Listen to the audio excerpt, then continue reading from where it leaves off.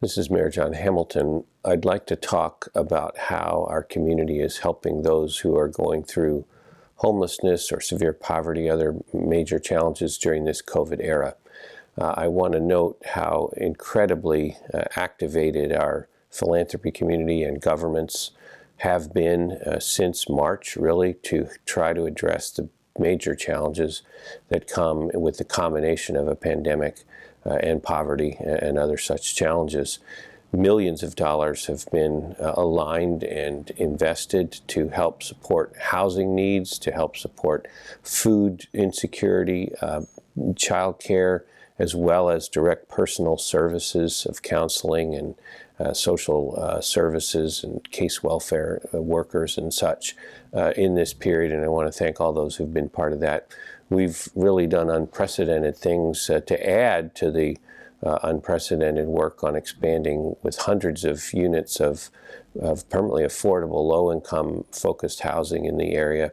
We've also added emergency shelter beds this winter, the fall and winter, also isolation beds to help make sure if anybody needs to be isolated and is either undergoing symptoms or needs to be checked for symptoms, we've opened up several locations of that, helping existing emergency shelters expand their footprint so they have safer, more space for folks. These are really tough times to be poor, out on the street, not having a place to isolate. And I want to thank the community, which has worked so hard to make that possible. We will continue to do that.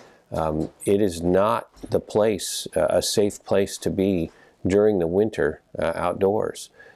As of this time, there are more than 50 emergency shelter beds in the city that are available for use, either for isolation and quarantine or just for emergency overnight shelter.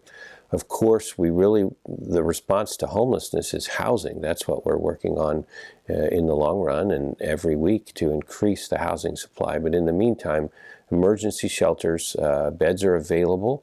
It's really important that we help our fellow residents get into those beds. About 150 people have used the isolation center when they needed to, and we continue to make those available. So I'll be meeting this week with funders and with providers to assure the continued collaboration. I know there's some concerns about where and when people are or should be sleeping outdoors.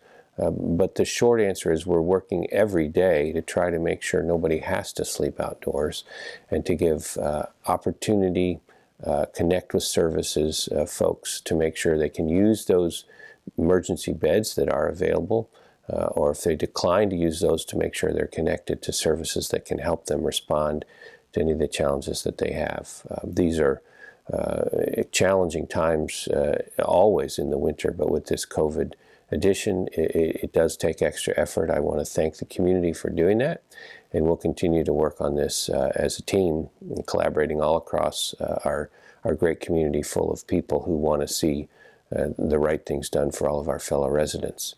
Happy to talk more about it. You can reach out to my office if you care to, online or by phone, and thanks for all you do to help keeping Bloomington safe.